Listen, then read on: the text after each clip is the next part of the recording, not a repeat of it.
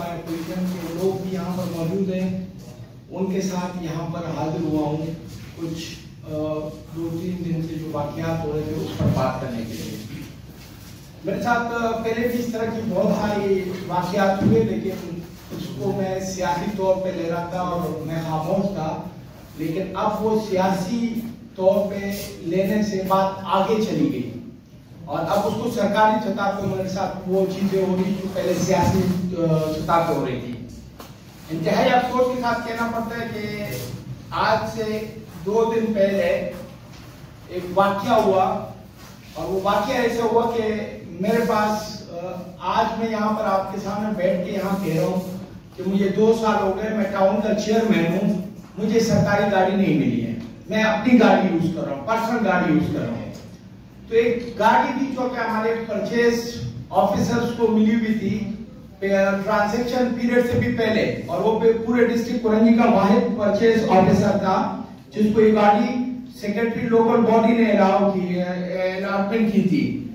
वो गाड़ी खराब हो गई थी और वो उस दिन मेरे बच्चों को लेके जा रही थी स्कूल से वापसी घर की तरफ। एक डायरेक्टर कुरंगी टाउन का हक नवाज, जिसका बैकग्राउंड अगर आप लोगों से पूछेंगे तो आपको बता देंगे कि उसका बैकग्राउंड क्या है, उसने किस तरीके से उस गाड़ी को रोका है, ये मैं सोशल मीडिया पे भी आपके सामने बताना चाहता हूं कि उसने गाड़ी को साइड मारा है और गाड़ी को रोका है और उसके बाद एक रिवो ट्राला आता है, उसमें वकाल लोधी होते हैं कुरंगी टाउन के और उसके साथ 6-8 गार्ड होते हैं और उन गार्डों के साथ मेरे ड्राइवरों के साथ ज्यादती की जाती है। मेरे ड्राइवर को उतारा जाता है, उसे चाबी छीनी जाती है और मेरे बच्चे को साइड पे कर दिया जाता है और वो गाड़ी को ले जाते हैं। जब वो गाड़ी को ले जाते हैं तो मैं कुरंगी टाउन के चेयरमैन नईम शेख साहब से राब्ता करता हूँ कि ये आपका कौन सा डायरेक्टर है जिसको आपने लेटर दिया हुआ है कि मेरी गाड़ी रोकी, मेरे टाउन की गाड़ी, जो कि शाह फैसल टाउन की ही मलकियत है। नईम शेख चेयरमैन कुरंगी मुझे एक आदमी का नाम बताते कि मैं उनसे जाके मिलूं, वो एक यूसी का चेयरमैन है। नईम शेख मुझे फोन पे कहते कि आप उनसे जाके मिले। मैंने नईम शेख से कहा कि मैं उनसे तो नहीं मिलूंगा, मैं जाके गाड़ी रिकवर कर लेता हूँ क्योंकि गाड़ी भी मेरी है और उसकी ऑर्डर भी मेरे पास है, मेरे टाउन के पास है।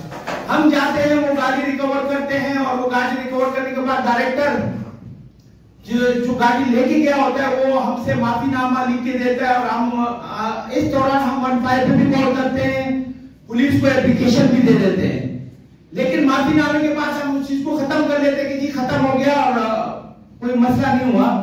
उसके बाद वो डायरेक्टर हक नवाज जाता है और उसको कुछ लोगों की आशीर्वाद होती है और वो टाउन चेयरमैन और मेरे जो 4-5 डायरेक्टर है जो 16, 17, 18 ग्रेड के अफसर है उनके ऊपर वो FIR कर देता है, जबकि वो एक 16 या 17 ग्रेड का अफसर है, वो टाउन चेयरमैन के खिलाफ भी FIR कर लेता है और डायरेक्टरों के खिलाफ भी FIR कर लेता है। और मसला क्या था? मसला मेरी गाड़ी छीनी गई थी, मेरी फैमिली को हिरासत किया गया था और मुझी पर FIR और मेरे टाउन के डायरेक्टरों पर भी FIR हो जाती है। बहरहाल वो FIR को तो हम जमानत कर लेते हैं और मैंने आज तमाम महकमों को लेटर भी लिखे और मैं यहाँ पर बैठ के IG साहब का शुक्रिया भी अदा करता हूँ कि अभी भी मुझे रिपोर्ट मिली है कि SHO साहब को सस्पेंड और रिवर्ट कर दिया गया है। तो एक अच्छी बात है, कम से कम हमें थोड़ा सा इंसाफ तो मिला कि SHO को सस्पेंड कर दिया। उस SHO ने मुझसे पूछा भी नहीं, न मेरे डायरेक्टरों से पूछा और हम पर FIR कर दी।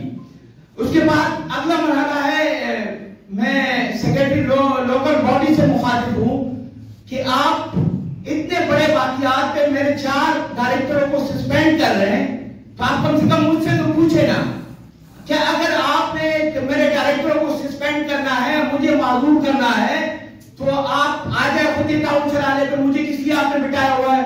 दूसरी बात यह है कि वो डायरेक्टर को सस्पेंड करके ऑर्डर कर रहे हैं, मुझसे पूछे भी नहीं रहे, मुझे बता भी नहीं रहे। अभी तक मेरे पास लेटर नहीं आया है लेकिन मोबाइल व्हाट्सएप के थ्रू मुझे मिल गया है।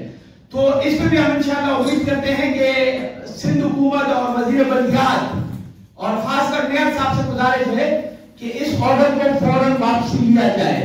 इस तरह के ऑर्डर करने से टाउन की कारकर्दगी मुतासिर होती है और हम जिस तरह काम कर रहे हैं हमें पता है, हमें कोई फंड नहीं मिल रहा। OCT में यही डायरेक्टर बेहतरीन किरदार अदा करके टैक्स जमा करके मुझे दे रहे हैं। यहाँ पर मैं एक और गिला भी करता चलूं वजीर बल्दियात से और मेयर साहब से और सिंध हुकूमत से कि पूरे सिंध में या पूरे पाकिस्तान में या पूरी दुनिया में कहीं पर ऐसा हुआ है कि 1.5 साल के बाद ट्रांजैक्शन में रद्दोबदल किया गया हो। मेरे पास 4 सेक्टर थे कुरंगी इंडस्ट्री लेके, उस 4 सेक्टरों को 1.5 साल के बाद मुझसे लेके कुरंगी को नवाजा गया, क्योंकि कुरंगी पीपल्स पार्टी का टाउन था। मैं काम अच्छा कर रहा था। हमारे काम की, मैं ये नहीं कहता हूं कि हमने क्या किया, हमारे काम की कारकर्दगी इस पूरी किताब में मौजूद है। हमने जो भी काम किया है, हमें कोई तरक्याती फंड नहीं मिला, हम टैक्स जमा करके कर रहे हैं। लेकिन मैं यहां पर चैलेंज कर रहा हूं कि शाह फैसल टाउन ने जितने तरक्याती काम किए हैं या जितने हमारे काम चल रहे हैं, इतना कराची में किसी टाउन ने नहीं किया होगा। मेरी सिंध हुकूमत से और वजीर बल्दियात से और सेक्रेटरी साहब से और मेयर साहब से गुजारिश है कि मेरे जो डायरेक्टर है उनको भी फौरन बहाल किया जाए, और साथ ही साथ जो हमारे ऊपर एक FIR हुई है उसको भी खत्म किया जाए, और शाह फैसल टाउन को भी कराची का हिस्सा समझा जाए, उसमें भी तरक्याती प्रोजेक्ट हमें दिए जाए। अफसोस होता है कि आज तक 1.5-2 साल में शाह फैसल टाउन में कोई भी बड़ा प्रोजेक्ट सिंध हुकूमत या वजीर बल्दियात या मेयर साहब ने नहीं किया है। यहां पर मैं ये भी बताता चलूं कि वाटर एंड सीवरेज बोर्ड भी हमारे साथ कोऑपरेट नहीं करता। वाटर एंड सीवरेज बोर्ड ना हमें कुंडीमेंट सही प्रोवाइड करता है, ना हमें लाइनें प्रोवाइड करता है, ना रिंग ढक्कन प्रोवाइड करता है। पिछले दिनों एक हादसा हुआ मेरी टाउन में, दूसरा हादसा है कि बच्चा गटर में गिर के मर गया, शहीद हो गया। ये दूसरी मरतबा हो रहा है। वाटर एंड सीवरेज बोर्ड भी हमारे साथ कोऑपरेट नहीं कर रहा है। तो यहाँ की तवज्जो से मेरी मेयर साहब और वजीर बल्दियात और सिंध हुकूमत से गुजारिश है कि खुदारा शाह फैसल टाउन को भी कराची का हिस्सा समझे। आप अगर दूसरे टाउन को ज्यादा नवाज रहे तो हमें कोई 10-15% हमें भी टैक्स या तो फंड दे, या वाटर एंड सीवरेज बोर्ड को और इदारों को बोलेंगे शाह फैसल टाउन में भी काम करें। आज यहाँ आने का मकसद ये था कि मुझे बड़ा अफसोस हुआ, शाम को मैंने ये लेटर देके मैं, अच्छा ये जो बातें मैंने की ये सारी सबूत की बातें, ये उस डायरेक्टर का माफीनामा है जो जिसने मुझ पे FIR की है। ये माफीनामे की तस्वीर है, ये लिख रहा है, ये हमने जबरदस्ती लिखवाया, खुद लिख रहा है, और ये उसकी तस्वीर है। अच्छा, उसके बाद हमने थाने में भी एप्लीकेशन दे दी थी, लेकिन हमने कार्रवाई नहीं की कि 2 टाउनों के दरमियान तशद्दुद होने जा रहा है। हमने 4 सेक्टरों का भी जो इनका फैसला था कौंसिल का, उसको भी एक्सेप्ट किया कि कोई बात नहीं, कौंसिल का फैसले पर हम हाई कोर्ट जा रहे हैं। लेकिन जब हम आपकी हर बात मान रहे, आपसे कोऑपरेट कर रहे, तो आप शाह फैसल टाउन को सुतेला क्यों समझ रहे? आप शाह फैसल टाउन में मंजूरी क्यों नहीं दे रहे, तरक्याती काम क्यों नहीं कर रहे? और फिर हमारे डायरेक्टरों को छोटी छोटी बातों पर पनिशमेंट करते हैं। हमारे MC साहब को भी सस्पेंड कर दिया था, वो पोलियो में उसने गंदगी फेंकी थी, सस्पेंड कर दिया, बाद में कह रहे जी हमसे गलती हो गई, एक दिन के बाद उसको बहाल कर दिया। तो शाह फैसल टाउन के साथ जो कुछ हो रहा है इसमें हमें अफसोस भी है, और आप लोगों को गुजारिश भी है कि अल्लाह का वास्ता शाह फैसल टाउन को आप कराची का हिस्सा समझे, उसमें आप अपने तरक्याती प्रोजेक्ट करें।